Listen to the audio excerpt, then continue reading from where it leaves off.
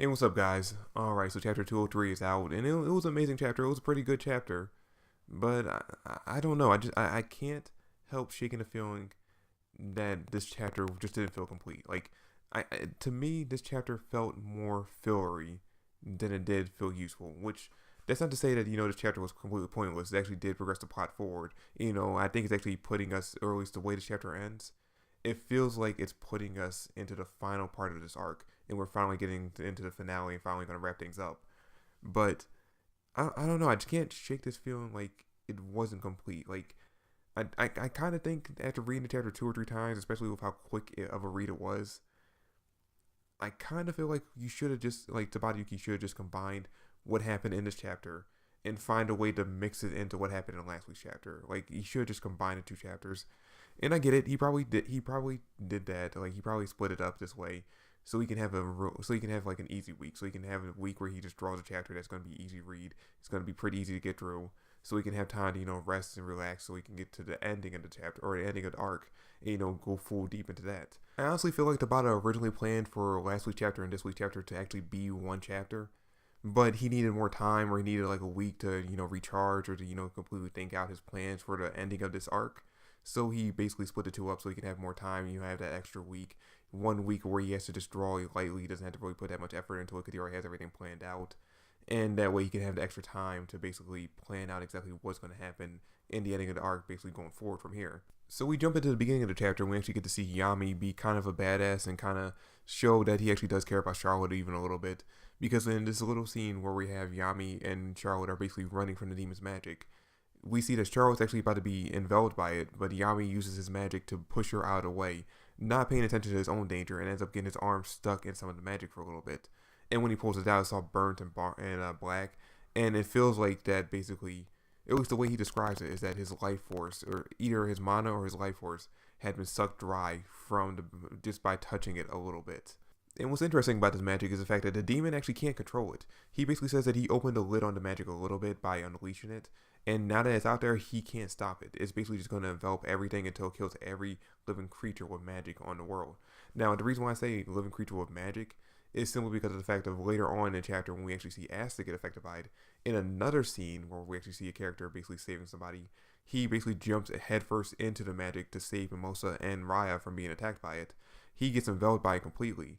And then we see that basically Asta is unaffected by it. His anti-magic sword dispels the magic. But we also see the fact that he's just unlike Yami. He is unaffected by it completely. He didn't get burned. It didn't suck away his life force. And this kind of makes me believe one or two things about the demon's magic. First off, it's either A, the demon's magic can only affect living creatures that actually do have magical abilities. As actually kind of points out and makes fun of Asta in the chapter by saying that he doesn't have any magic inside him whatsoever. That could be the reason why, unlike Yami, when Yami was attacked by the magic, he ended up getting his arm burnt. Asta is completely fine, even though we see after he breaks free from the demon's magic that he still has parts of the goo stuck on him. Or it could just be that the demon inside him actually cancels out the magic or makes him unaffected by it. Because we actually do see the scene where Asta gets completely enveloped by the demon's magic. And even though he does use the excuse of bringing out his anti-magic sword in order to break away from the magic, it still should have done some damage to him with the amount of time that he was affected by, or the amount of time he was swallowed up by it before he could pull out his sword.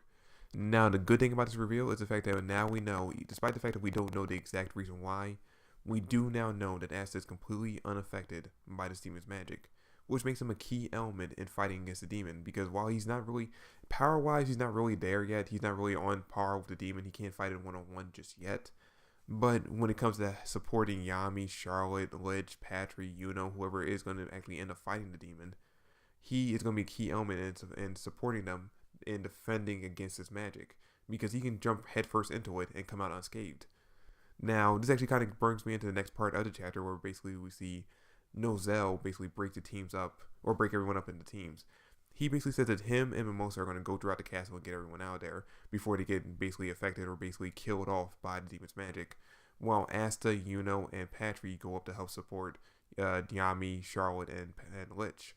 Now, at first glance, these teams make sense because you have Mimosa. Her map magic actually would be useful in navigating throughout the castle to get everyone the quickest way. While Nozel's Mercury magic actually would be pretty useful in transporting everyone out of the castle. But when you think about it in that kind of sense, when it comes to mobility, basically we know that Yuno probably has the best mobility out of every character we've seen so far. His wind magic will be even more useful in ferrying everyone out of the castle than Nozelle's. In fact, Nozelle would probably even be more useful in the fight against the demon than Yuno probably would. So because of that, I honestly think that there must be some other reason why Nozelle decided to break the teams up this way. Now, obviously, Tabata broke the teams up this way because we want to see Yuno, Asta, and Patry team up against the demon.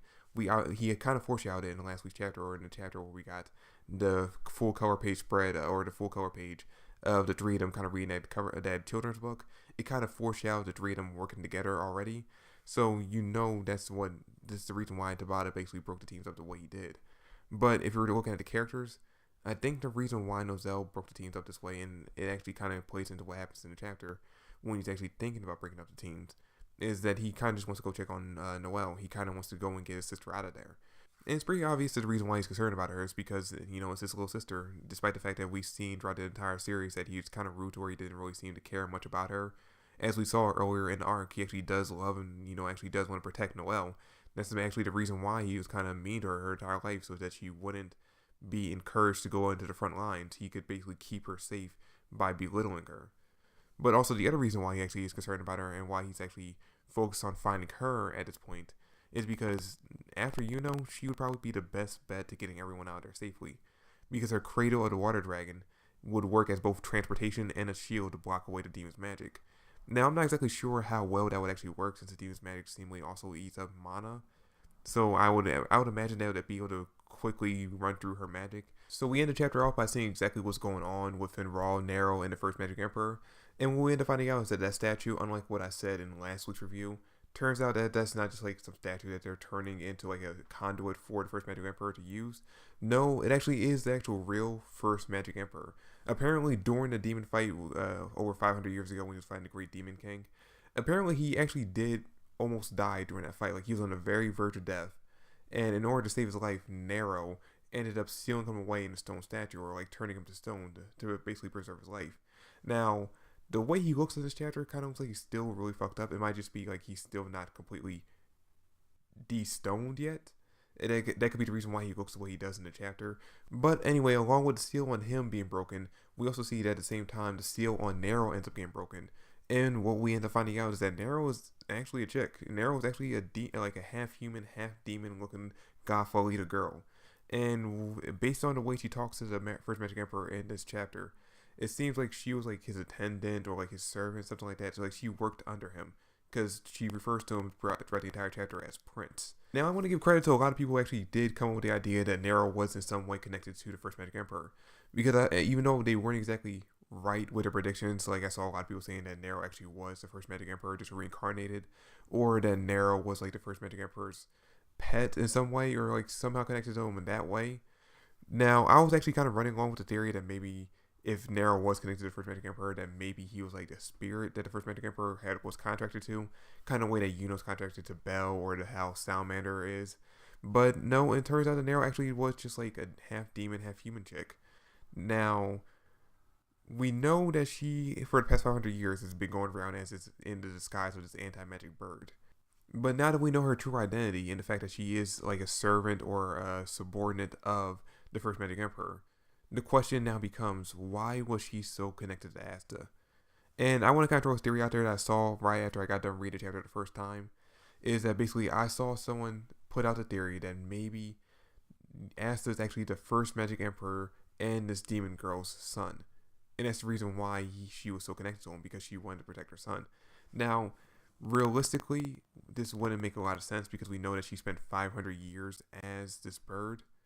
So it wouldn't make sense really for Asta to have been a baby 500 years prior, or 500 years after the events of what happened to the First Magic Emperor and her turning into the bird.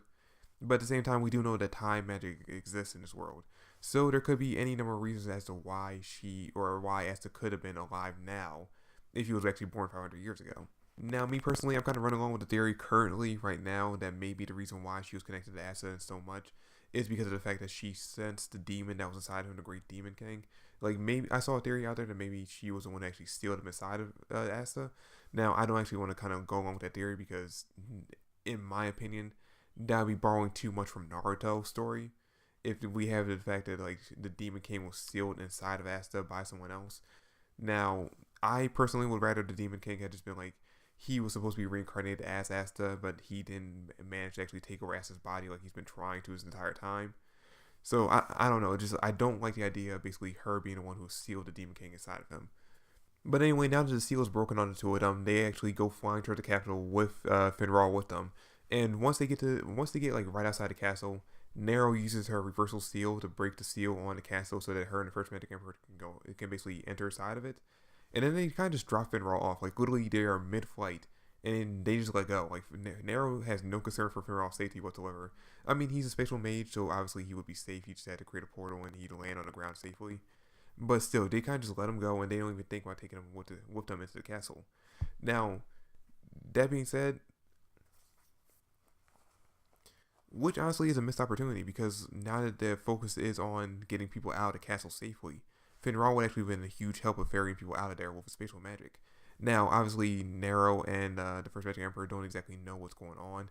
They don't know that they're trying to get everyone out of the castle as quickly as possible. So obviously, they wouldn't have thought to bring Finral with them, especially since he has no real battle prowess whatsoever.